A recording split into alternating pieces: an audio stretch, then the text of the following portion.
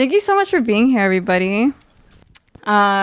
This is the release screening of Andromeda, which is a series that I wrote 5 years ago, actually. And as most of you know, I'm a musician, so filmmaking is a whole new venture for me. I've been so lucky to have a lot of supportive friends and to have won a grant to fund this series. And so if anybody was a part of the production, raise your hand.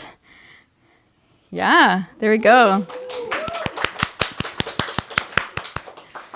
And then those of you that weren't a part of the production, and also the people that were part of the production, your story inspired me in some way to trudge through and actually make this thing happen. And also you've inspired me to be more intentional and mindful as to how I release this, how I continue to write it, and how I continue to talk about it. So thank you so much. Literally everybody in the room has inspired me. We're going to watch the first episode and then we'll chat a bit.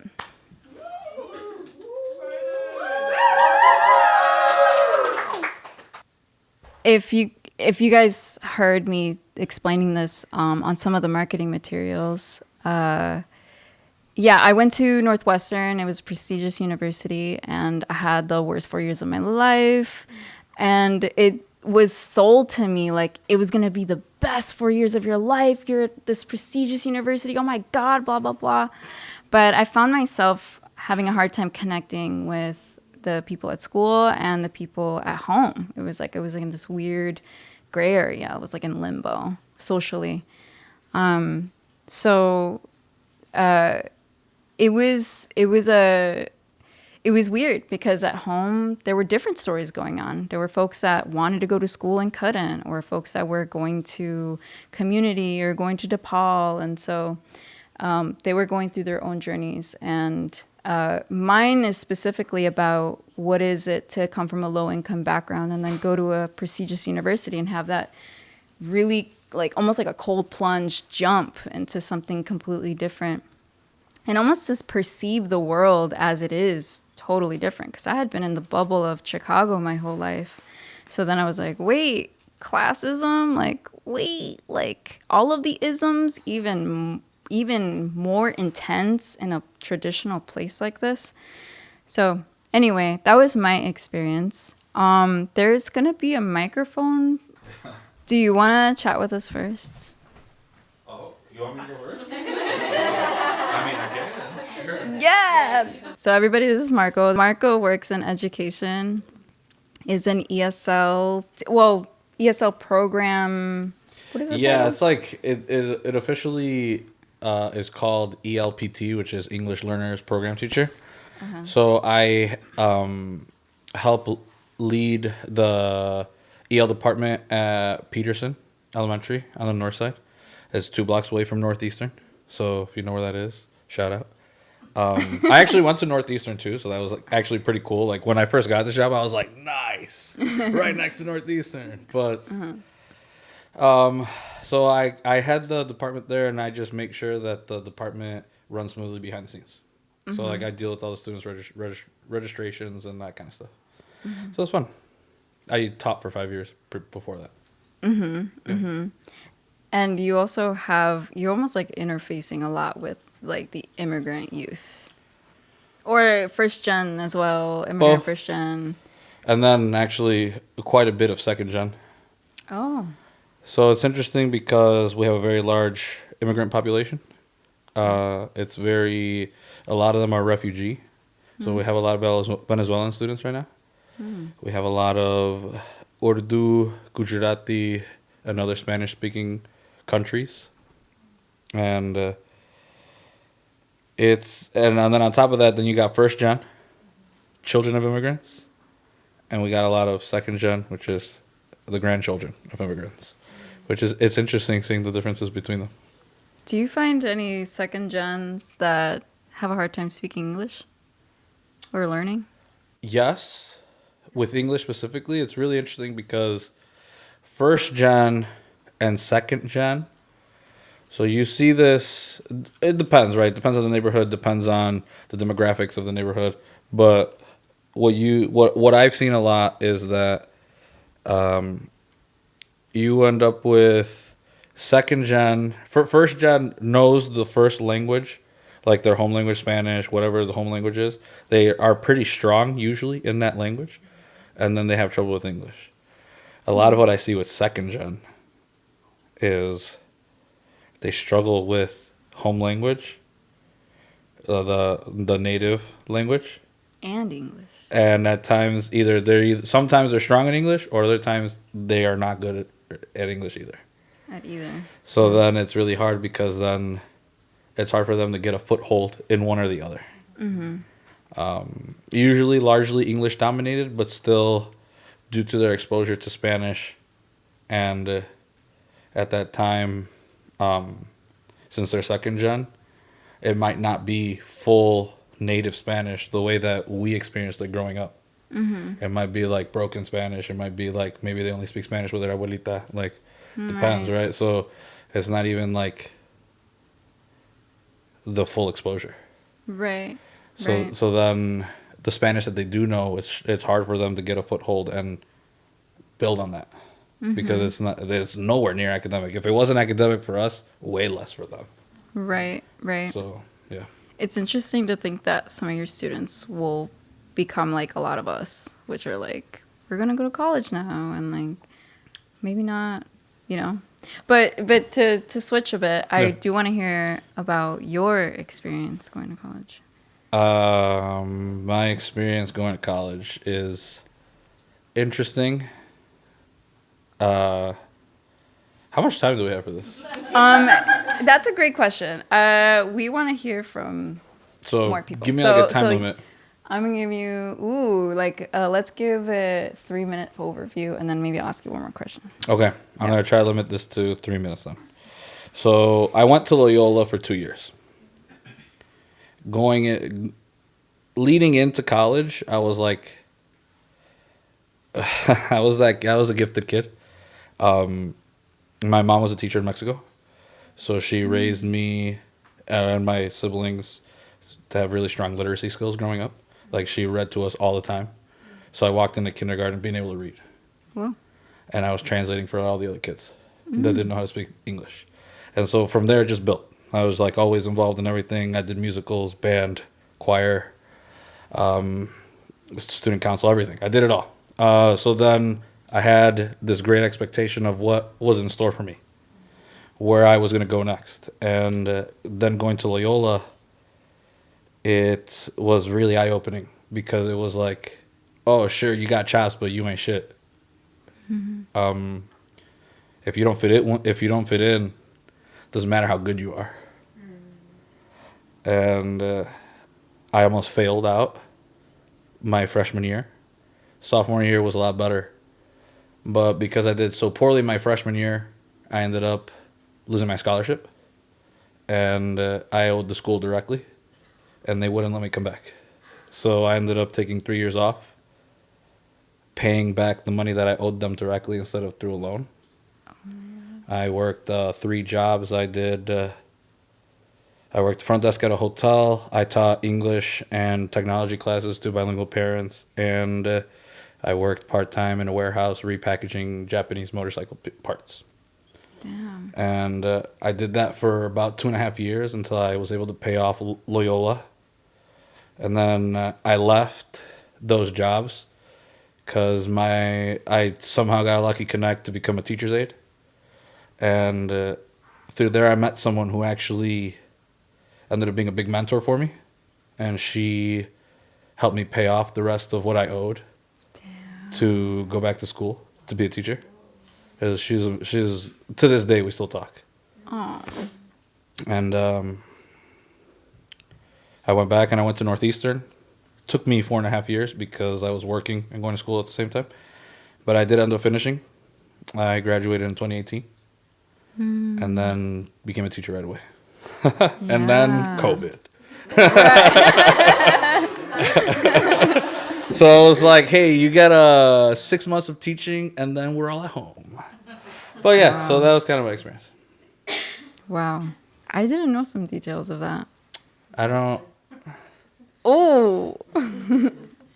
Well, now you do. It's mostly the 3 job. I'm not being weird. It's the 3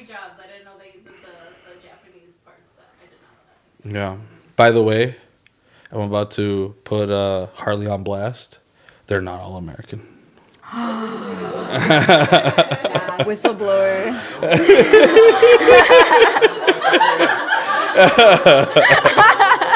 They were like our biggest customer. Yeah, it was bad. Like 50% of our parts all went to Harley, and they were all Japanese. I think we're gonna have to blur your face. It's actually really funny because like the kind of people that you would see riding those bikes, they're all like, "Yeah, America," but they don't even know. Yikes. Everything is marketing. Anyway. Well, yeah. What else you got? My last question for you is, what advice would you give a first-gen student, or just a student that's going into college, the same as you were, like an 18-year-old that's just starting? Before I say that piece, I'm gonna preface it. Even though I had the opportunity to pretty much do anything that I wanted, being first gen, my parents were very adamant that I had to do something that they wanted me to do. Something that was gonna make me wealthy enough to make their sacrifices worth it. And there's that great pressure that goes along with that, on top of like, well, I fucking accomplished a lot before then. So then they're like, well, you better fucking make it then. And so based on that, I would say if I had any real piece of advice for first gen is, to the best that you can, just try to drown the voices out. Because the only person that really matters is you. Low-key. Wow. Like the... Yeah. It's just that everyone's got their own pressures. Whether it's family, whether it's your friends, whether it's yourself, doesn't matter. Everyone's under pressure. The only thing that matters is whether you are content with what you're doing. And, ultimately, as long as that is a positive thing, you're trying to achieve something positive, then who cares? Whether it's for yourself, whether it's for your community, whether it's for your family. Whatever you're going to do, just make sure you're happy. That's it. Wow. Thank you. Thank you so much. Thank you. Yeah. Thanks for being our first. The next question I have is about universities being helpful or not helpful to first-gen students. I have one person in mind to talk about this. If you want, it's okay. You want to? Okay. Hey, y'all. Brenda was a Posse scholar and went to Pomona in California and also did her graduate school studies in Chicago. And the surprising thing that came from our conversation about school was that Brenda loved undergrad. And most first gens that I've talked to had a horrible time or had issues with scholarship or not scholarship. And so the first question that came to mind when we were chatting about it was what did the university do to help support a positive experience? But before we get into that, I just wanted to hear an overview of your studies. Yeah. Okay, cool. Well, yeah, so I went to Pomona, which was in California, but I'd never really heard of it until I applied to Posse, and that was one of the schools that just fit a lot of interest that I had, and people were kind of telling me would be a place I liked. And then they had this thing on their website that's there's a ski beach day where they take you to the mountains to ski and then to the beach in the same day because it's in California by the mountains. So I was that's crazy. I want to do both of those. I don't know if I had ever even been to California at that point before. And so it just seemed exciting for me, and I'm pretty outdoorsy and stuff. So I was excited about going, and it was small. But then, yeah, I remember I ended up getting the Posse scholarship, which was I knew about it because my older brother applied. A lot of things my older brother applied for and didn't get it, but then my family knew about it because of that. So I guess perks of not being the firstborn, honestly, being the second. But then, yeah, I'm shout out to my brother. But then I went and like posse. I don't know if you guys are familiar with it, but basically you go with a group of 10 students, like it's you and your posse, and it was all. Now I sound like I'm a posse spokesperson. I do love posse, but basically like it was started because someone was like, if I would have had my posse with me in college, I wouldn't have dropped out. And so they send a group of 10 of you that you do like early decisions to the school, so you know pretty much like in January, I think. And then from like January all throughout leading up until when you're on campus, you do like weekly. I kind of think it was like group therapy, but like kind of just like getting to know each other, icebreakers, talking about things that might come up, like, and then like if you needed academic support too, they like provided that for you. But it was basically just like doing a lot of team building activities and kind of like activities to get to know yourself better. We went on a campus visit together, and it was cool because there's posses from every year, so like you already knew like 30 other kids from Chicago, which was so cool, and we all like threw the best parties and stuff. Like people literally at school at Pomona, they at some point they told someone like, hey, you guys need to stop like cheering so loud when people say they're from Chicago, like other people feel left out, because they'll go up there and be like, I'm so and so from Chicago, and be like, yeah, like Southside, like we all be yelling, which was like crazy because it was a predominantly white and like wealthy institution. But it was cool for me also because I'd never been to LA. I'd never been to California, I think, at that point. Yeah, I don't know why I keep saying I think. I had never been to California before then. But it was like the most like Latinos I'd been to school with, actually, which was really cool. And like I had Latino professors, and like I go to LA sometimes and be like, oh, even the downtown has good Mexican food. Like here I feel like downtown's like very sterile, very white, and like they're on like amazing tacos next to like amazing pho, next to amazing sushi. Like it was like really cool in that way. And even like an internship I did in LA when I was in school was the office. It was all Latina lawyers. And I was like, whoa, like I've never seen this before. So anyway, it was like a cool culture shock in that way for me. But I'd been coming off of getting a scholarship for high school also at a predominantly white, wealthy school. So I feel like the real shock happened for me there, where I was like embarrassed of the car that I was being dropped off in. Like it was just, yeah, like I'd be like, drop me off a block away. Never brought a friend home because I had like police camera on the like corner of my where we lived growing up. And I was like, I don't want them to see that, like all that. So I feel like that shock already, like I had in high school.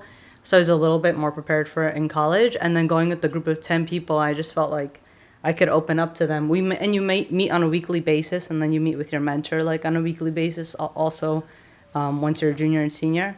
So I kind of saw it as like group therapy, to be honest. And like people who I could actually relate to and talk about like struggles like with money or like housing stuff for my family, or like even, yeah, just like a lot of different dynamics going on at home that we were struggling with, or immigration stuff. Like I never felt like anyone in my high school could understand that, or like anyone even knew what that was about. So it was nice to have this group within the bigger group even, but just like having this core group of people was like made it all that much better for me. And then things that the school did, now they're doing all kinds of things that are problematic, but on other topics.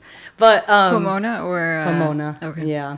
I'm like, on Palestine, they're being real problematic. But but in terms of supporting like first gen students and stuff, like the dining hall, like that was all like included in, like everyone eats at the dining halls, and they actually had really good food, and it was like shared with 5 other campuses that were around. So it was like the Claremont colleges. And so like, and they used to have like homemade like pupusas, like they used to have handmade tortillas at one point, like they would like homemade enchiladas, like they were like throwing down, like it was really good. I'm telling y'all, I was like, what is this, like California, like, you know? It was so cool to me. And then all the housing, like for like I think like 99% of people live on campus, everything, and they would like make that all part of like the kind of like tuition and room and board and everything, which like Posse was like a full tuition scholarship.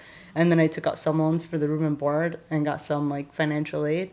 But then even things like I was really involved in outdoors, and they had an outdoor education center where I was like an outdoor trip leader, where they like trained you for free, and then like would literally like let you either use one of their cars or reimburse you for gas, pay for park fees, pay for camping fees, give you access to any camping gear you wanted, even food. A lot of times they'd have food that they would give you and stuff. So it was just like kind of crazy because I could take all my friends on camping trips, and they would like basically pay for all of it, like literally any park entrance, like anything, like camping fees anywhere. So I was taking my friends everywhere. Like we were going to the desert, we were going to the mountains, we were going to Death Valley. Like it was really, really cool. And then also like I don't know how this is legal, but they provided free alcohol at parties. Like, yeah, no, dead ass. Literally, they'd be like, we're having 2 kegs or stuff like that. And I'm like, no, literally. I think they just wanted people to stay on campus and like it was safer to drink on campus. Yeah. Yeah. Literally. I'm like, how is this possible? Like, half of us are not 21. Aren't they a small liberal arts college? Yeah, it's a small liberal arts college. So there's like Where'd the about money like 500 people every grade, maybe 400 some every grade. Yeah, and I feel like because of Posse too, like I had a really cool mentor. I literally would like go. I cried over my first breakup with him. Like literally, like he was like almost like another father to me. And I'm like, shout out my Posse mentor.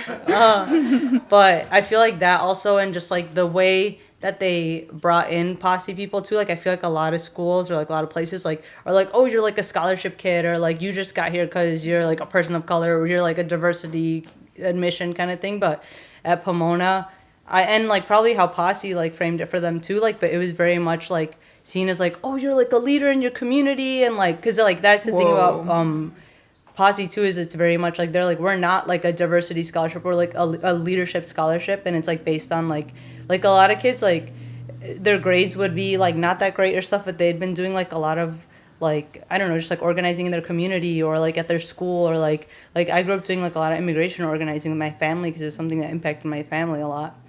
And so I feel like on campus too, like people knew like, I don't know, like it was really seen as like, oh wow, like you're like so talented or stuff, like you're like a Posse scholar. Like it was like really seen in like a positive way, and just having again that community of the other older group who they were all from Chicago too, like was just awesome. I don't know, it was really good, even just like socially, right, to like have friends built in and people who you know like kind of share a similar background from you at such a small school. And now there's 2 posses per grade, so it's like 20, one from Miami too now, I think. So now they have 20 kids per grade who are like, a lot of them, most of them are first generation college students. And so like even knowing that was like really, really cool. And there's a lot of like Questbridge kids and stuff too at my school. Yeah. Because that was the other big Chicago population there. Like we were like, we all kind of like we knew who was from Chicago kind of thing. Yeah, that, I feel like you listed out everything that made, like I had like the complete opposite, and it's so great to hear that a university like knows these things and like has them available. And like, that was shocking. Yeah. Oh, they have a lot of money. That was part of it, right? To like subsidize all these things, but I feel like there were sometimes like the extra things that kind of like you were saying, like just to even fit in socially, like how much that mattered and your ability to like succeed at that place, right? And to feel like you belong and motivated to be there and like you can do it and stuff, and to ask for help, like, yeah, it was kind of wild. Yeah, that's amazing. And I also feel like you had the opposite experience to a lot of folks. Like you went to high school and that was like the culture shock. And then when you went to college, it was like this place that really could hold you and like understood you. Yeah, I'm like, that's how shocking the high school was too. that was like kind of like more of a respite, like being in college with like, well, because I had Posse, I think that was a big part of it. And I always think like, I do think like academically I was like set up to be able to make it through college, but like I wouldn't have known myself and like accepted myself in the same way without Posse. Like, yeah, I don't know, I feel like I learned so much and like let go of so much shame and stuff of like where I grew up, or like, you know, because you're at these places that are showing you like this is what success is. Like success is like wealth basically, and like who has wealth? Like people who have been hoarding it for generations that are usually white, like. And so it was just like everything that my family wasn't, right? Like, I don't know, just how I grew up and everything. And so it was just really cool to have like a very intentional like program and stuff, and like whatever, like a decade of therapy that I've done now too, but to like unlearn that and like really like accept myself, and like also like bring all the like knowledge and like wisdom that like my family like gave to me also, and like see that is equally as valuable as like what you learn in academia or whatever, or like at a university. Absolutely. I was thinking about the car thing. So when I was dropped off at Northwestern, my mom had a stalker, and he like keyed the car and it said puta on both sides. Ooh. And my sister's looking at me like, yeah. So that's the car that she dropped me off at Northwestern with, because we had nothing else. And everyone else's cars, I don't even know how they got these cars. These students weren't even all from Chicago or from the Chicagoland area, but they were like in these big black, like beautiful cars, like, and And I had never seen cars that nice, honestly. And they were everywhere when it was like freshman drop off or whatever. And we're rolling up in this like rinky dinky like puta car.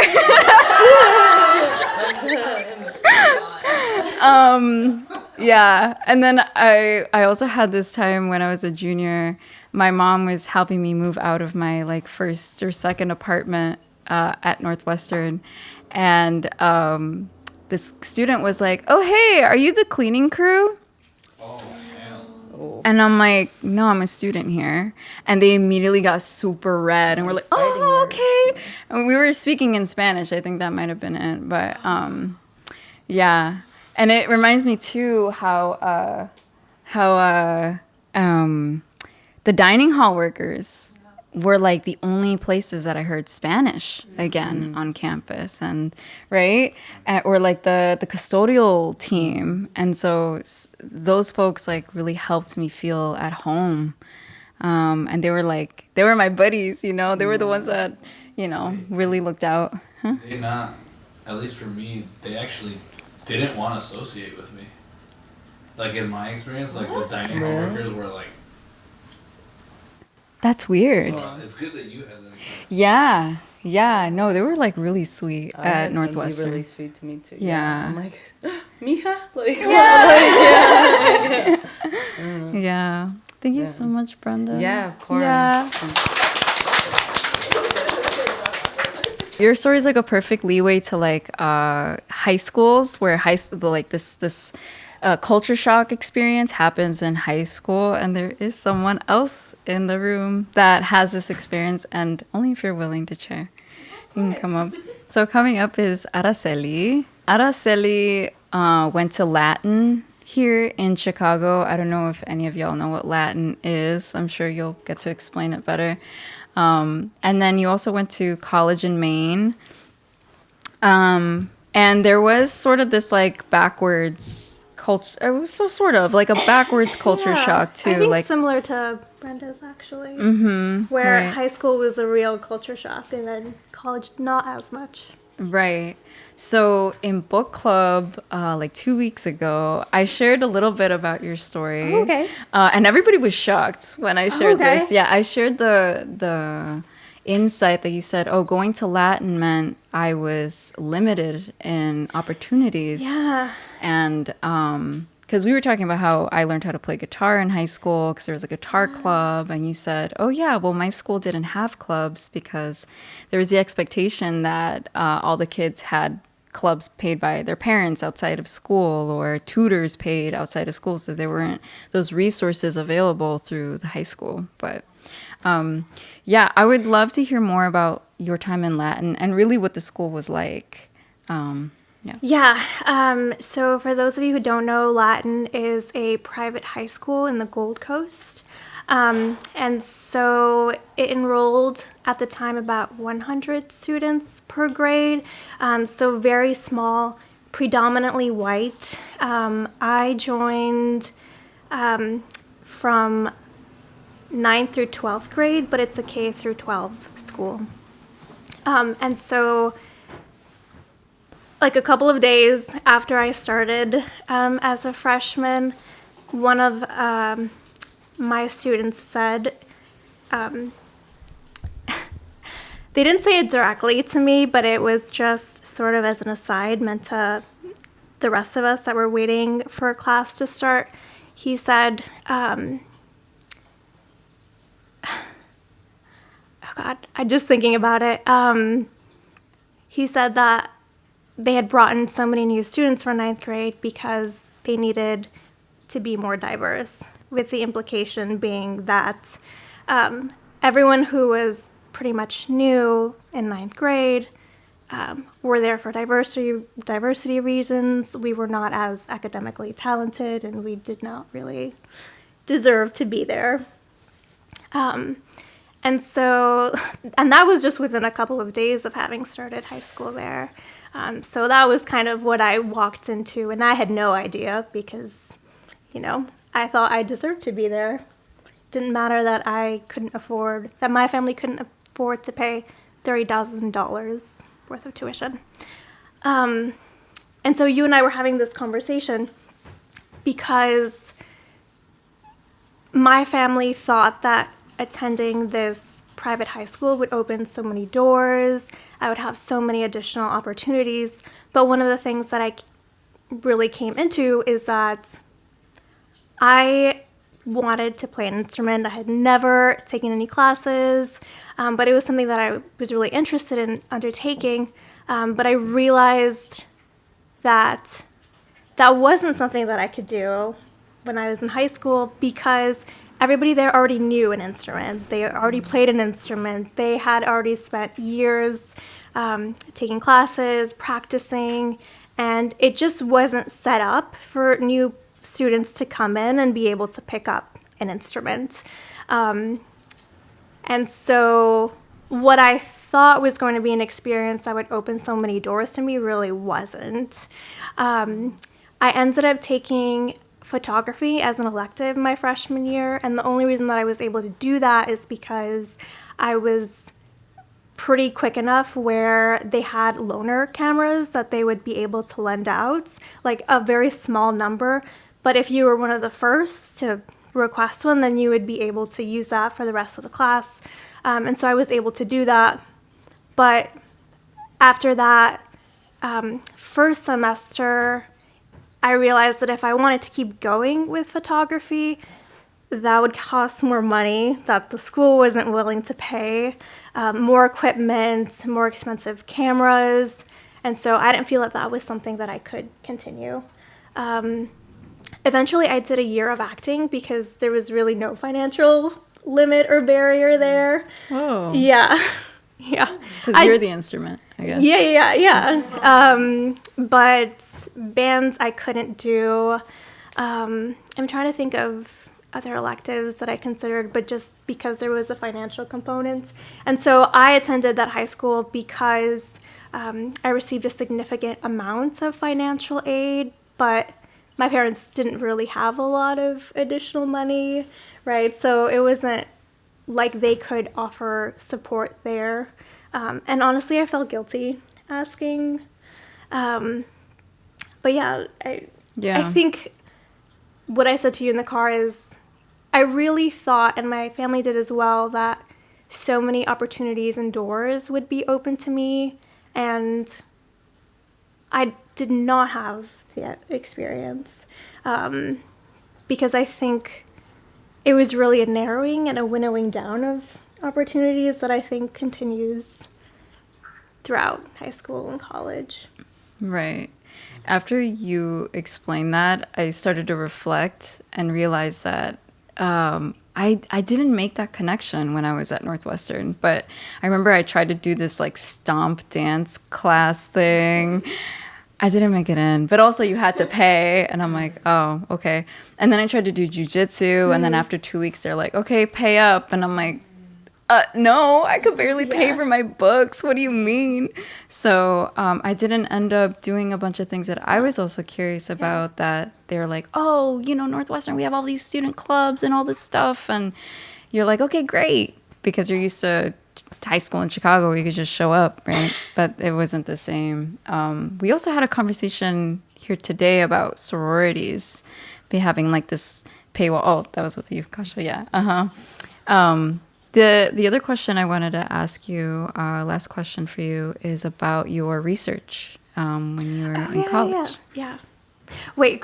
Sorry. Last thought on your previous question, which is that in some ways, I find now that it is harder having been through that experience because it's sort of tantalizing, like someone's offering you an apple and you can see it, but they're taking it away. Right, exactly.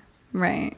Yeah, and it was so weird to be in a place like this where you're like, wow, oh my God, there's all these opportunities. But we were talking about losing scholarship, right? Like that was something that was so awkward and weird because I also got a scholarship. But then I had a really hard time keeping up with everybody. And so then there's like the fear that it's going to get taken away. And then there's a shame. Yeah. Yeah, right. Not just from yourself, but from everybody that knows you. Yeah. That knows that you got a scholarship. It's, yes. Yeah. Yes. I haven't said that publicly that I got a scholarship, but I did. And I had all this shame of like, oh my God, survivor's guilt, but also I hate it here and I feel like I should be more grateful.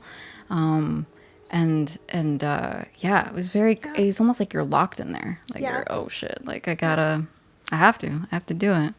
And it feels so hard to articulate that to your family, to your former classmates, because they think you've made it. And now you're complicating the narrative by saying, sure, I made it, but it's really hard and it's coming at a really high cost to my mental health, to my well-being. And I could not talk about that for so long after I graduated from high school, college. I don't think my parents and I have even talked about that to this day, because I just can't even express the toll that it took on me when I know that they are proud of me and, you know, that I was able to do that. But it was hard. Yeah. I'm trying to remember, can you remind me, the research that you did? Oh, in that's right. school? That's right. Yeah. So I was a French major in college, actually. And I was thinking about this when, Marco, you were speaking, because getting a French major and expecting to find a job afterwards, like in hindsight, I'm not sure what I was thinking. But my logic at the time was, listen, if I'm stuck here for 4 years, I might as well be doing something I enjoy and that is not making me miserable. But then also, I got financial aid, and that covered a significant part of my college. And so I didn't have to feel guilty telling my parents that I was majoring in French, because I was like, I'm going to do what I want. Nothing. No. I think to this day they're kind of confused and puzzled about it, but they're not the type of parents that ever made me feel like you need to major in business or econ or math. I think they've never said this, but I think they feel so out of their depth with a lot of what I've gone through that I don't think they think it's their place to say, don't do this, or you have to do this. It's not the type of parents that they are. It's really interesting. I don't even. Yeah. No, Yeah. please. That's why when you were talking, I was like, It's really oh. interesting because I feel like the way that a lot of us experience it, we experience it in reverse, where it's like, it doesn't matter that your parents feel out of their depth. It's almost like they take that as a challenge for like, ¿y qué me vas a decir? You know what I mean? Like, ¿y qué? Yo te dije que tienes que hacer esto. And it's like, Yeah. oh, okay, fine, all right, whatever. Like, okay. Yeah. And I get that, and I think specifically for my parents, because I got financial aid for high school, for college, they paid very little. I think they didn't think it was their place. Yeah. It was similar. Well, my mom's kind of hippie, like, love you no matter what, do whatever Yeah. you want. Yeah. So very blessed about Yeah. that. So they were, like, not concerned about what I was majoring in also, but I felt it was more self-imposed. Like, I remember senior year, like, I was so anxious about graduating because I was like, how am I going to get a job to support my family? Like, that was the one thing after. And, like, I don't know. So, but I majored in, like, it ended up being public policy and psychology, was just now pretty related to what I do. But I didn't know what job I was going to get, like, and I didn't feel pressure from them. It was just, like, all on myself to be like, what job am I going to get? Like, how am I going to help my family? Like, how am I going to help, like, change their situation also? Did you have, like, really hardworking parents? Like, they were working, like, a lot of hours? My mom's a stay-at-home mom, actually. But, Oh, gotcha. yeah, which is also a huge privilege. But, no, I don't. I've just always. It's me. I'm like. I'm a Capricorn. I don't know. Hey, that's right. Like, I don't know. I was just like. I saw. Oldest daughters. I just thought like I love my family so much, and like now I've seen and been exposed to kind of like. I felt even more poor being in these places, like poorer than I've ever felt being in this high school and this college and stuff. And then actually after college, I was like, oh, like no, they were just like unusually rich. Like, that's not normal. Like, you know, so I felt even less poor coming out of that. So, but I think it was just for me. I was like, I'm seeing all this like possibility of everything, or like how you can live, or like all these things, and I was just like, I just never want my family to struggle. And I felt so lucky too for my opportunities. I was like, I don't know. It was always like, I feel like I've gotten so much. Like, I want to be able to share this. Like, I want to be able to share like everything I have with my family. Or I also feel like there's that part of like I at least felt when I graduated that like they kind of push this thing that you're gonna easily find a job. You have a college degree, and like even for me, like once I finished grad school, like I'm like, oh yeah, I'm gonna find a job. And there was like other reasons why I also like struggled with things happening in my family, but I did not find a job right away, and so that was like. And so I went back to working customer service, and not that it was a blow, it was more so like this thing of, because also I was going through things in my life, but once I finally kind of decided, I was like, actually I have a freaking degree and I want to actually apply it, like I went through all this stuff, that I kind of, I don't know, but it was interesting to like look back where I was like, because then people I know who were in my life, when they saw me, like, oh, where are you working? I was like, oh, you know, I'm working at whatever store, blah, blah, blah. And so it was this thing of like kind of seeing their faces like, what? Like, so that was kind of interesting. And then some people were just like, you can't find a job? And I was like, no, fool. Yeah. It's like, especially pandemic an time. interesting way to put it. But you feel like, damn, like they make that interaction makes you feel bad. Yeah. You just feel like, well, yeah, I fucked up. What do you want me to say? Yeah. Like, cool. Mm-hmm. Yeah, I avoided like white collar jobs when I got out of school, like completely. Like I took minimum wage jobs, and I didn't notice it right away. I just kind of did it. I was like, I want to do music, so I'm gonna work at music companies and blah blah blah. And a lot of these things are like minimum wage jobs that teenagers get and stuff like that. And I didn't notice until maybe like 2 years ago that I was doing it to try to avoid as much as I could the experiences that I had at Northwestern. I was like, nope, I know what white collar environments are like. I don't care. I will take the pay cut. I will scrap by, like, and then I have this degree that I haven't used because I'm like, I don't care. I'm like, throw the degree away. Like, but I know that comes from a place of privilege too, to be like, I'm just going to work whatever job. I'll be fine. I know that. And like, it's weird because the thought is you have this degree, now you have all this access, you're going to be amazing, you're going to be great. And I was like, nah, I'm good. I'm out of there. I'm out of there. Yeah. Well, because you also know that working a white-collar job is going to expose you to that same environment. Mm-hmm. Yeah. It's almost traumatizing. Like, it's like a form of PTSD. Oh, it totally is. Yeah. Yeah. Yep, absolutely. Thank you so much, Araceli. I was thinking about you, Amp, and talking about your time in architecture and maybe a little bit about what we did together. If you want to share, it's up to you. Okay. No pressure. No pressure. Huh? Yes, I'm putting you in the chair. So, everybody, this is Amp Amparito. I'm Amp, born and raised in the southwest side of Chicago. I studied architecture and I work in architecture. I did my undergrad at UIC. I majored in architecture there. I also majored in architecture in high school because we had that option. And through my experience in high school, I also participated in a lot of programs that were related to architecture because I already kind of knew I wanted to do that. My brother's an engineer. Both of my brothers are engineers, and my sister's like kind of in that realm. So they were kind of like always supportive of that idea. And then I went on to college, did that. And then I took a 2-year gap before I went to grad school and went out to California, which in my experience was a little bit different because even though California, LA is predominantly a Latino city, my college was not at all. It was predominantly a private school. The Southern California Institute of Architecture, founded by 7 white guys who were like, want to follow the rules, so we're going to start our own school, and we're going to go to the Arts District and start it there. And we went. And then a lot of the kids that attended that school were international kids. Because it was a private school, a lot of these kids came from very wealthy families, international wealthy, like oil, diamonds, hotels, like the wealthy, kind of wealth I've never seen in my life, which is interesting because they were international and I was domestic. They didn't see me as domestic. They saw me as Mexican. You're like, oh, you're not one of them.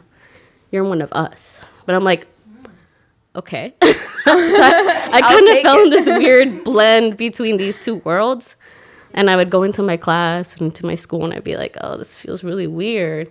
But then I would leave school, and my family, I also have family in California, and I would go visit them for, like, the holidays and stuff. And I was like, yeah. But then I'd come in, and I'm like, oh, this is weird. Then I graduated, and I graduated in 2020. So there was this pressure to kind of come home, too. Came back to Chicago, worked for different kinds of firms. But my experience in working in architecture, I don't know how to describe it. It's been pretty good, but some parts were, I don't think about it too much. Maybe that's me coping with it. But I have this memory of when I had first graduated from undergrad. I was working for a residential firm, and the owner pulled me aside. And, he was like, he's like, Amp. And he was Latino owned too. And he was like, Amp, I'm just going to have to be honest with you about a few things about the industry. And I was like, okay. And he's like, it's predominantly a white male dominant field. So there's a lot of odds against you. You're going to have to go to a really good school in order to get your foot into some of these firms. Because it's a very elitist sort of industry too.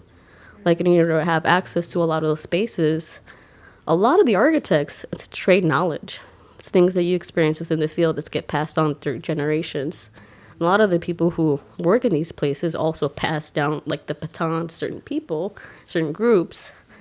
Or if your father owns the firm, then you get an internship in the summer or in the, And so he was sort of like, yeah, you really need to step it up.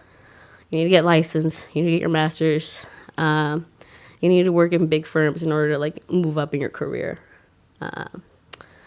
But, at the time I was like, what do you mean? Like, why? Like, I didn't really grasp it. I was just like, okay, I'm just going to go to grad school, but I don't really know where I'm going to go. I'm going to do what I want to do. And I went to LA. And then when I came back, it wasn't a challenge to find a job in the beginning. It was the first time when I graduated, just because I had no experience, and they expect you to have 3 to 5 years of experience somehow. And I'm like, how? I don't know. And then the places that I've worked, yes, they're mainly male dominant, white male dominant. Definitely in a lot of meetings with a lot of clients where I'm the only either woman or the person of color, Latina. Even in my current studio, in the department that I work in, I am the only Latina who does critical facilities.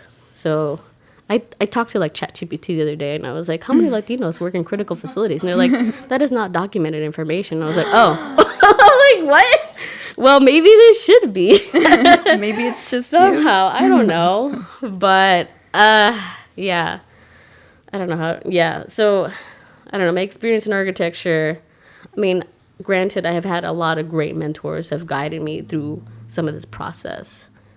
If it wasn't for them, I don't think I would have gotten a lot of the opportunities that I've gotten them. But through their mentorship, I kind of learned a little bit how to play the game, because it is a game that you have to play. I would describe it as a chess game. You gotta know which moves to make, who to talk to, when to talk to them, the opportunities to take, because they're only going to be there for a short time. So if you don't take it, someone else is going to take it. Jeez. It's really cutthroat sometimes, because a lot of it is a lot of these firms measure your productivity level. I was talking to my project manager the other day, and I was like, yeah, I'm studying for this part of my exam, and I'm trying to figure out how do you do staffing. And they pulled up, like, a whole chart of, like, yeah, everybody's names listed out and percentage of productivity. Everybody has to be 80% productive. If you're not 80% productive, and it's time for layoffs, those people get cut. So that means being constantly, like, informed of what's going on in the world, right? Being informed with the new technologies, products, clients, like the economy, keeping those client relationships too. That's something that I'm just learning about. How to keep those client relationships, because those people are going to be coming back, no one, when the economy tanks, no one's building anything. So how do we keep our field alive? It's kind of hard to say, but it's a lot of it is through those relationships that you have with people who have money. It is like people who have money, developers who want to invest in some of these places, these types of projects, these types of communities. If they don't see it, they're like, we don't want to do it. Which is the other thing with like the thing that you learn within architecture is that you start to see certain communities that are not funded really well. So you don't see a lot of development. Underserved communities, which is a term in architecture we call it redlining, right? Which we not a lot of people talk about it, but it is a thing that happens. You know, there's places that don't get developed for certain reasons, right? And so, yeah, working through architecture and sort of experiencing all these things, you know, I see it all the time. I see it every day. Even now with the elections that just happened, the aura in the office was like, oof. We have developed a DEI studio, which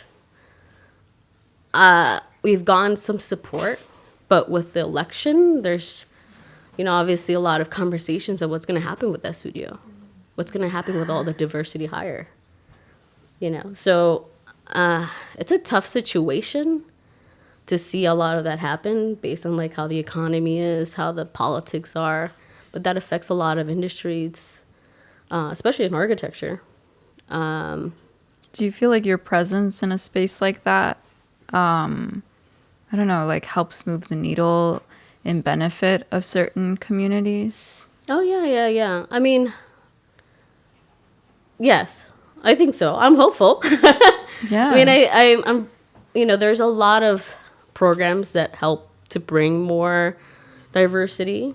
And a lot of it is also, you have to take it upon yourself to get involved and to advocate for a lot of the people, you know? And so that's something that I had to learn, is that I have to work with a lot of people that I can advocate for, and they will advocate for me. That's the only way to sort of move the needle. And your presence is important to being part of these spaces. And like for me to be in part of these spaces, I've had a lot of young girls, a lot of Latinas come up to me like, oh, I never seen a woman Latina in architecture. And I'm like, well, I'm here. You're here too. You know, keep going. And, you know, like, where you want to go? And where are you right now? What's your, you know, we start this conversation. And that's, you know, that's how we develop that mentorship that people need in order to break into these fields. Because it's not easy. And you kind of need to have that posse, you know, to survive these environments. Yeah, I think it's possible to move these needles. It's going to take some time. And I don't know how long it will take. Yeah. But I mean, it's moving. Yeah. 'Cause more than where I started. Right. Yeah. Over time. Yeah. Yeah. Every time I hear you talk about your experience in this field, I get really inspired because I'm like, oh, AMP is in it, like in it. And you're such a Latina baddie, like seriously. I'm just here like existing. I did have one last question for you. And it's about the space that we built. Oh, yeah. So AMP is a 3D artist as By well. night. By night, right. Yeah. Sorry. Architecture by day, 3D artist by night. That's what I have to say. Right. And she's designed some visuals for Lester Ray, who I play for. Yeah. And also I brought her on to create this alternate universe that my character gets locked in and trapped in. Yeah. So we spent many, many months talking about how to design spaces. And there was like so many conversations we had that were like relevant to, I'm trying to remember. I guess my question is there a conversation that we had while building the space that you remember being kind of like impactful in that like creation of the space? Yeah. I remember, we had a lot of conversations. But the conversation that stuck to me the most was when we were talking about how we were in college, we had to find ways to escape our reality, right? And so that's sort of what, I mean, for me, inspired a lot of like what we designed and what we build. It's like how we envision our own escaped worlds from the places that we felt like we didn't fit in, and sort of make it our own. It's like this, we come from a very bright culture and very vibrant, and that's something that we really wanted to bring into this world. And that was sort of the key factor in what led a lot of the design decisions. And I know, at least for me, like when you brought this on, you're like, oh, I want this to be like a unearthly place, but still have some similarities of being very grounded.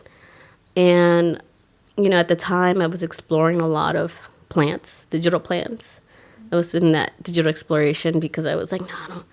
My parents are huge plant lovers. They're like, how do you describe it? They're technically farmers. They were born and raised in Mexico.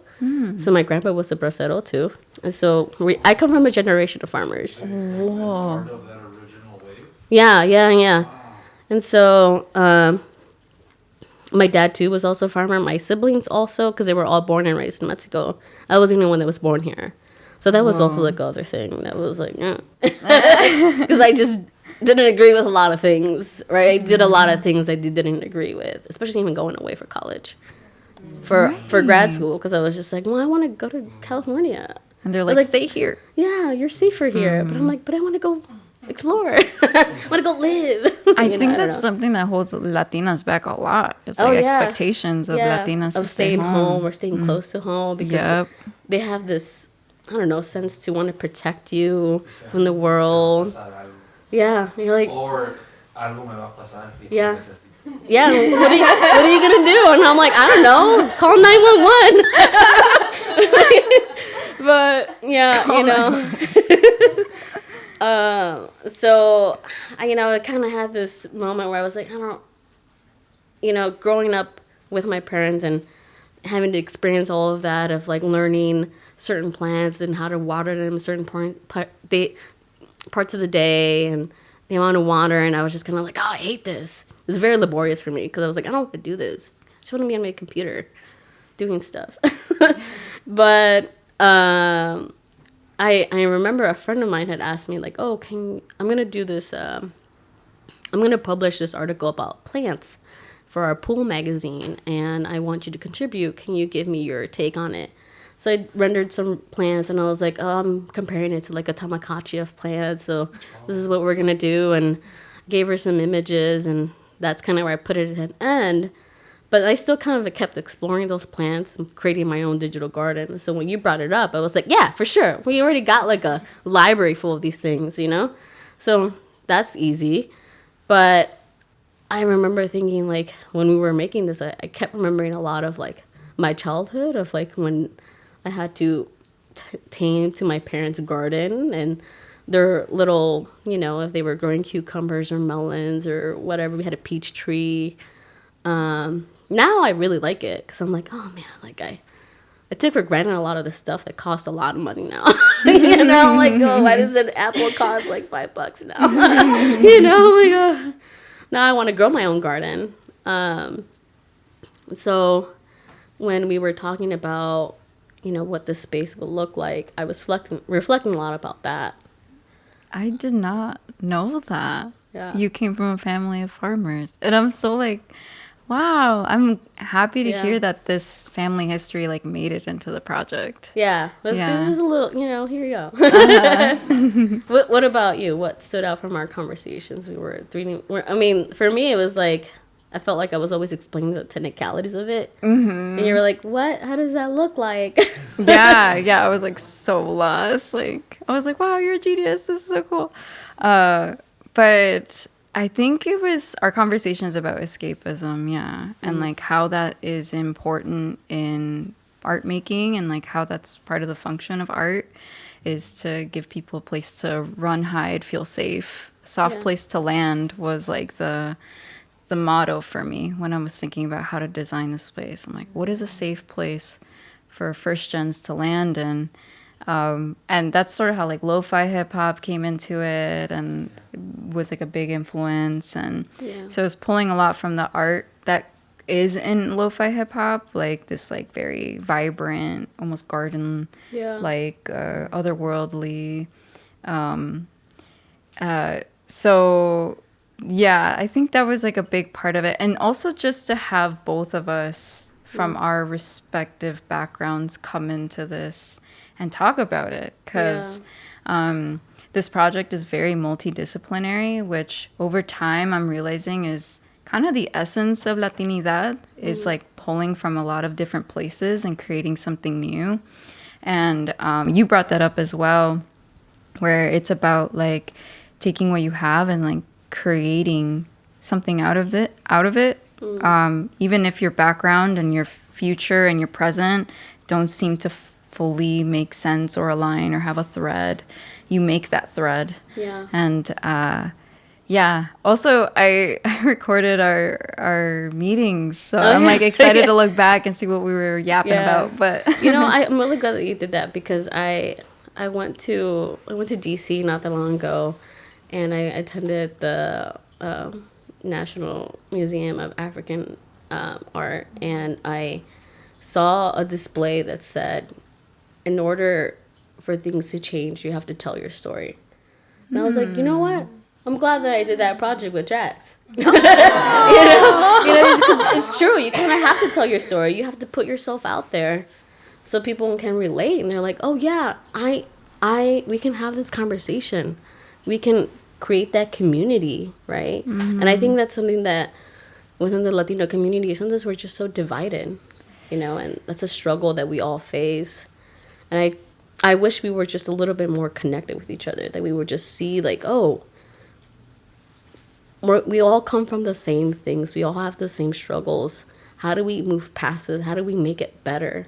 And we have to tell our stories. Yeah. Thank you so much, Amp. Yeah. Thank you so much. Thank you. Okay, I have time for one more person. There's one person I definitely wanted to bring up. And this is a current first generation student. Up to you, Yareli, if you want to come up. This is a current first gen college student studying at Northwestern.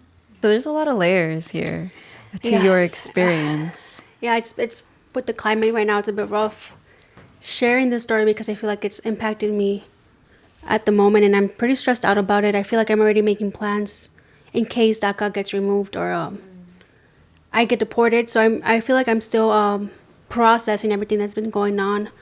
But I am at Northwestern currently. I work at Northwestern as well. So I'm only at Northwestern because they're paying for it. So I feel very, I don't want to say blessed, because I've worked really hard to get to this point. But I am one of like the fortunate ones who are able to go to college and have it paid for and be an immigrant, because we don't get tuition, like in-state tuition. We don't get financial aid. We have to get private loans. So for me, it was difficult to think about college when I was younger, because DACA didn't exist, and I thought I was just not going to go to college. I just had like a limit to like what I could plan for the future. So that was always like rough for me, because I couldn't plan for the future. So I came here at 5 years old, and I think that it was hard for me because, from a young age, I didn't know who I was. And then I had to learn this new language, and I was thrown into the situation where like I had to just kind of survive. So I was in a survival mode for a long time, until like honestly like recently, like this past 2 years, I feel like I'm finally out of survival mode, and I'm able to meet all these new people and tell my story, and without feeling like shamed or feeling like I have to hide myself or make myself small. So I came here to Chicago when I was in 6th grade, and I applied for a scholarship. It was called a Daniel Murphy Scholarship in middle school, and I did receive it. But I did this all on my own. My mom didn't know anything about it. She actually told me to not apply because I was not going to get it. Because she just didn't want me to like be disappointed. And yes. So but I did all the process by myself, and I got accepted into this boarding school, a full ride. It was called the Hun School of Princeton. it was right next to Princeton University. And so a week before I was supposed to leave for like open house and like all like their celebrations, we hadn't heard anything back. They were supposed to fly me out. And then they called me and they were like, oh, we actually found out you're an immigrant. So we have to like remove your scholarship. Wow. Yes. And I just shut down. Honestly, like I threw everything away that I had received from them, which was like this like package. And I just didn't want to talk about it. Like one of my white teachers, he was like, let's protest. I was like, can I just not talk about this? Because everybody knew I had received the scholarship. Everybody knew I was going to boarding school. And then so having to go to like, which was a good school when you're young, or enrollment high school. It was a good school, but for me it was like, I didn't want to be there. I was already imagining myself being somewhere else. And so I kind of shut down. And so my self-esteem was already at the floor. And so going to this high school that was like majority white people.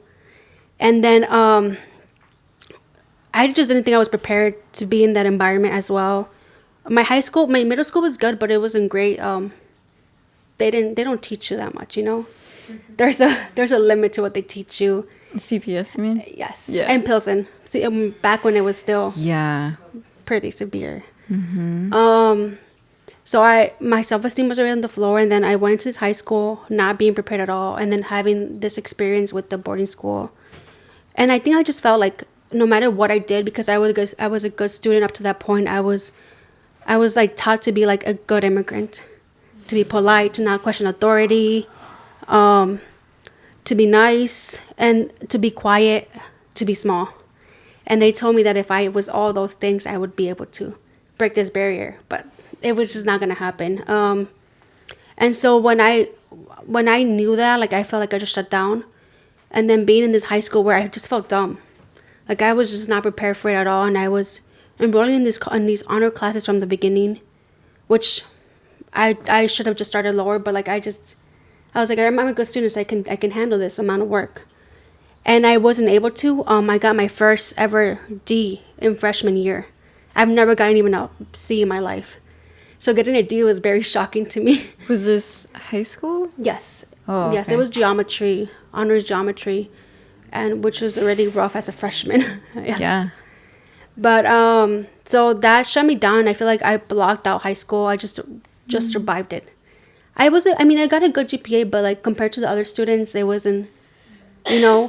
And so I did get like a partial full ride to Knox College, but I still had to pay like $10,000 each semester, and it was all private loans. So and then I had a hard time at my family house. So I left as soon as I turned 18. So I was still in high school. I turned 18 and I left my house.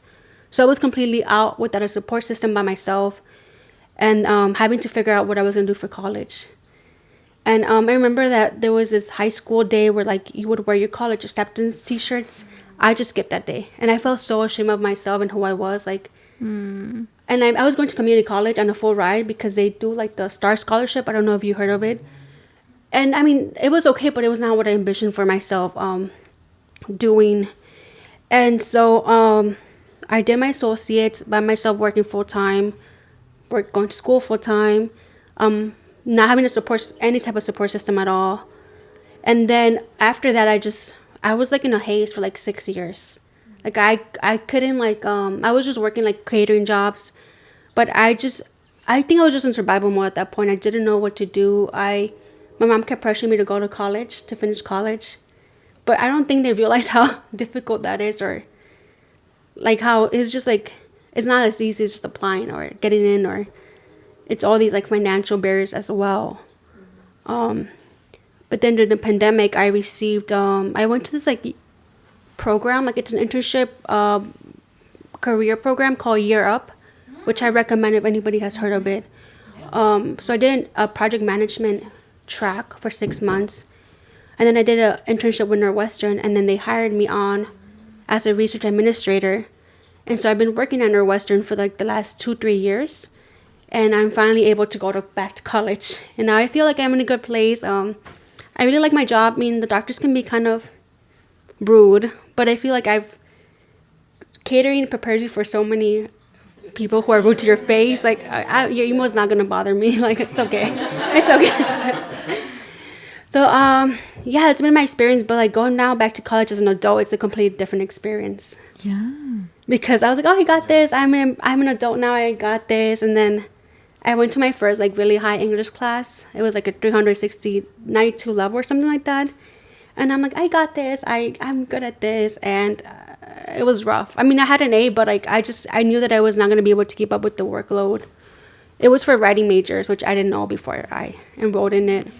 Right. We did talk about that class. Yes. Yeah. And we had to write this paper, and I didn't know how to do research. And so I was looking for like 3 straight hours at these like literary journals from the 70s. I'm like, what am I looking at?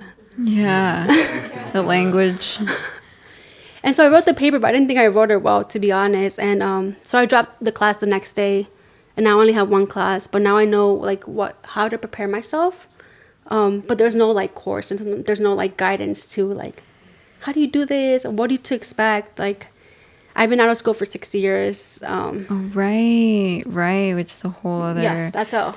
Yeah. When I went to Northwestern, I felt the same way. I didn't know how to write a proper paper, like a research paper or all these things they were asking me for. I had no idea. And I thought I was well prepared because I was in AP classes. I was in honors. I was top of my class, and there's no way. There's like not even close. I didn't know how to study. I didn't know how to annotate. And it took me till senior year to write a paper that I felt I was proud of, or that was even like what they were asking me to do. But yeah, like I definitely felt like there could have been a class to just catch me up a bit, you know. And yeah, for you to return to school after time, definitely needs some of that. And then going to this class and hearing all these students talk, and the way they talk is so different than the way I talk. It's like, what are you saying to me? What words are you using? Yeah. And they reference all these writers and like books. I'm like, I do not know any of this, and it's very intimidating to go into that environment. But then I was just like, I'm just gonna be myself, because there's nothing else I can do at this point. I'm not gonna force myself to be something I'm not. But I think that it took maturity and a lot of growing up, and not even growing up, but a lot of like perseverance and having a community as well, because book club has opened a community to me that I didn't know existed beforehand, especially with other Latinas, because I was just by myself for so long, and I was like, oh, maybe I'm the only one who has this experience. Right. I'm really glad you found us before, like while you're in it. Yeah. The voice thing is a big thing too. When I was a freshman, one of the first things that somebody told me was, why do you talk like that? And I'm like, talk like what? What do you mean? Why do you talk like that? I was like so combative. I'm like, what do you mean? I don't know what you're saying. They'd use these like long words. I'm like, why do you guys sound like old people? Like, what the fuck? Yeah, I'm like, what are you saying to me? Like, can you just say it in a lay language? Like, I don't. Yeah, like just say it to me in English. And they're like, I speak English. What are you saying? Yeah. It's amazing to reflect while hearing your story, like that you're at the same campus that I was in, going through these same experiences, differences, of course, but we were like sitting around a dinner table at Anayansi's house, and she's like, yeah, I don't know what they're saying to me. And I'm like, oh my God, I had the same feeling. And I really do wish that I had other people around to say, yeah, that's totally normal. Like, you're okay. And to be yourself. Because that was super hard for me. I would show up and I didn't say a thing. I wouldn't talk to anybody. I was honestly mean mugging everyone because I was just angry and sad. And yeah, I wish somebody had just said, like, just be yourself. That's all people need from you. And if they don't like you, whatever. Like, yeah. It's so hard of it. It is. It is. At that young age where you're like in the moment and you're not fitting in. Well, if somebody told me that at 18 at Loyola, I would have been like, fuck off, bro. Like, that's not gonna help me right now. But it really is what it is. Like, and it's so hard to find. It's so hard to find that willpower to not just give up at that. Yeah. At that age. I mean, it's hard now, but even more when you're younger. Yeah, this is a question that I was going to ask that I didn't get the chance to today, but I just want to ask all of you. Do you feel like you were too young for college? If yes, raise your hand. Dude, I think it's Oh, wow, 18, yeah. I think is too young. Like, you're asking 18-year-olds to decide what the fuck they want to do with their life. And I think one thing that you, but then you see a lot of people who, for example, like it's their first time out of home. And so that was interesting to see with like some of my friends, like they partied a lot, so then that's how they fell behind. Like they didn't really know how to limit themselves or structure themselves. And so that was really, really interesting to see that as well. Like the difference for someone who was like maybe a book nerd and all they did was like keep their face in a book, and the people were like, this is my first time being free. I was just about to say, like, how many of us that went to college, like, were good at school? Like, school came naturally, maybe? Nobody. No. Oh, yeah. Oh, okay. So, like, if that was the case, like, for example, like, I was good at school. I had no study habits. And my parents also, like... Yeah. No patience. Obviously, as being a child... Sorry to hit on some stereotypes. Being a Mexican male, you know, there's a lot of things that I didn't have to do growing up. And a lot of things where it came to executive functioning that I fucking sucked at. So then you mix that in with the freedom with you don't have any study habits, and then it's like, it's literally a flaming ball of chaos that just crashes and burns. I feel like, I don't know, I don't think it's an age thing though. You know, because you can be a fuck up at any age. And I don't know if I would have wanted to start undergrad as a 30-year-old, which is the time where I feel like I'm more in my like 5 senses to do stuff. I think it says more about the school and education system at that level that they're not able to properly support students, and you feel like you have to be 30 years old to go and learn what is just another 4 years of high school, right? It should be the progression. I think that's the thing. It just turned into this coming of age experience, and like half the time it's like if you whatever you end up getting as your like degree doesn't necessarily write your whole world, but you're thought to that. You're encouraged to believe that like this is the choice that also like makes up the rest of your life too. There's a lot of pressure that a lot of kids get, you know, as they're signing away 50 or 100K in debt, paying it off for 8 years. It's about networking, missionary, Don't register that money. Like, you're like, big dollar amount. That's crazy.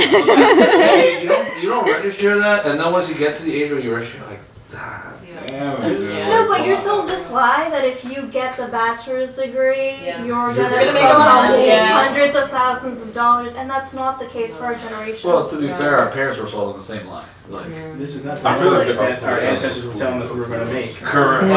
Like this 30 to 40 to 50 to $60,000 can't be what our ancestors were like fantasizing over. Yeah. They're like, you're gonna make so much money, and it's like, bro, I'm making like 60,000 right now, and I'm so far in debt. This can't be the money that you were fantasizing about. Like, this can't be the money that you told me I was gonna get with my degree and be like living fantastic.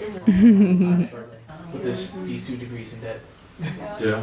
Well, That's also, so true. like you said, to be yourself, like I really like resonate with that too, because I was just thinking about what advice, and like you said, like, yeah, 18, what does that mean to you? But and kind of Brian, what you said, kind of putting that together is like, I feel like, especially in your first gen and you're immigrant to this country or your parents are immigrants, if you grow up poor, like if you grow up with like all kinds of like housing instability sometimes, like all these different things, like you're not given a chance to know yourself and be yourself and explore and make mistakes. And so like that gets even more compounded when you go to a school where like, I don't know, like at least at my school, like I feel like they did put in some cushions and support so you to be yourself, mess up a little, have support, drink if you're under 21, whatever, like go explore, like things like that. But I feel like at so many schools, like I know my brother and my sister both felt that way, like going to UIC, like they had to navigate so much, like you said, like be so on top of your schedule, on top of this, taking out loans, like doing all these different things, like no one's there to like guide you and support you. And so it's like partially on the school for not creating that environment. I think like for someone who is 18, like at my school, like you didn't even have to choose a major till later on kind of thing. Like it was really liberal arts, like really like kind of like pick what you want. Like I just kind of like fell into that major based on classes that I liked typically. Wow. And so I feel like, so I'm like, they actually did give me space to explore and get to know myself and what I liked and to fail without it feeling like it's a reflection of my self-worth or like of my intelligence or of like how poor my family is, or like because all these things get compounded, right? And you're not able to be yourself when you feel like even the way you speak is going to be so different than everyone else that they're already going to make all these assumptions about you. So I feel like part of that is also like what kind of environment, like kind of like what Brian was saying, like are they creating for you at that age? And like I think that it can be different, you know what I mean? Like I hope that it can be different for more people too, but yeah, I don't know.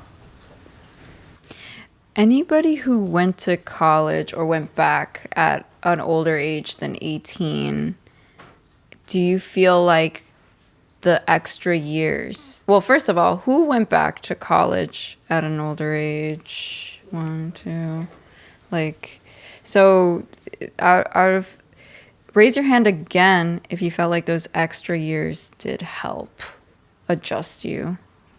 To become Same. a functional human. Yeah, to get through it. Okay. Yeah, like after crashing and burning and then having to like pick yourself up, you learn a lot of things. Mm-hmm. Right, like you do, like whether it's like whether you hit rock bottom or you just are knocked down a few times, like that's a learning experience. Right, just like, you know, if you got debt, you gotta pay that off. Figuring out what you wanna do and not being forced to make a decision to go a certain path because that's what everybody else does. Yeah. Finding what you wanna do, explore those spaces, ask questions, and like, do I even fit in here? Why am I gonna spend all this money if I don't even fit in there? You know what I mean? Or I'm not even Because learning what I wanna do. That's the goal, the dream. Yeah, you know, I feel like sometimes institutions are called institutions for a reason because they're selling you like this idea, this like prestige, like degree, and this is what's gonna happen with it. Yeah. But that's not always the case. Yeah. Mm-hmm. I would say, on a similar note, going back to school later in life, I think I had a stronger understanding of how the world worked, and part of that was what college was for actually. And so I was able to say, okay, college has to be about getting a job, you know, and so I need to go to a college that's going to get me the job that I want, or the best job that I can get. And I think that made everything so much more chill, because I wasn't like, who am I? I was like, oh, I need to take X, Y, and Z and do okay, and then there's a paycheck at the end. Plus you have like a little bit more maturity to then say like, even if I don't know who I am yet, I know what this endeavor entails. Yeah.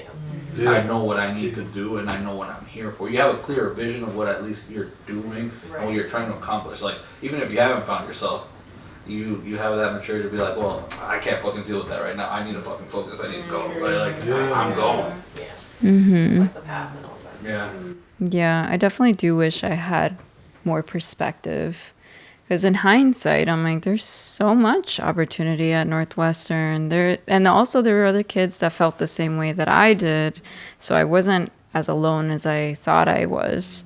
But all of this comes years after, right? Or with experience or with some work time or, you know, making other friends. I don't know. You recognize this in the moment that like there were others that you could lean on, or like it was a retroactive, like maybe. Is it more theoretical, or like did you actually feel like in post, like, oh, like there were support networks here and I just didn't see it? Well, so this is a story I tell about this. So while Lyft driving, I had a passenger that was at Northwestern in school the same time I was. We were the same class, and he was a football player. And you know, when he told me, he's like, oh, yeah, I played football for Northwestern, graduated 2016. I'm like, okay, this dude, right? I'm like, he must have had a great time there, right? And then he tells me that he had a horrible time. And yeah, we're like ranting about our time in college in the same way, with the same energy. And his experience was that he came from a small town, was like the football star of this small town. He gets to Northwestern and realizes that everybody on the team is better than he is. And so he's feeling the same way I am about academics, but about his sport. And then he leaves Northwestern feeling like he didn't get the education that he needed in order to get a good job, because when you're an athlete, they have you training, and not actually getting the same kind of education that everybody else is. They're not in class with the nerds. They're in class with each other, and they're getting easy A's so that they can... Exactly. So Big Ten, right? So he's explaining to me that he didn't get the college experience that he wanted because he felt alone. He felt misunderstood. He felt that he didn't, again, get the education that would have prepared him to be an adult, and that he left Northwestern kind of flailing in the wind, like not knowing where to land. And I felt the exact same way. And I'm like, what? It would have been great had I known him, or had I spoken about how I was feeling, or there would have been some bridge to, I don't know, like people that were coming in from really different backgrounds. But like at that age, you make a lot of assumptions about how you're feeling and people that are different than you. I mean, this dude came from 99.999% white, small town, and in my head when I was 18, I'm like, I have nothing in common with that person, and they're making assumptions about me, and you know, blah blah blah, they've never met a Latina before, and so, and that those things are true, and like we were feeling the same way. It would have been nice to connect. So sorry, what was your question? Yeah, it's something that you learn over time, like, oh, you don't have to be exactly the same in order to connect on some level or help each other get through, you know. But anyway, with that, thank you so much for sharing. Thank you so much. Thank you to everybody. Thank you so much.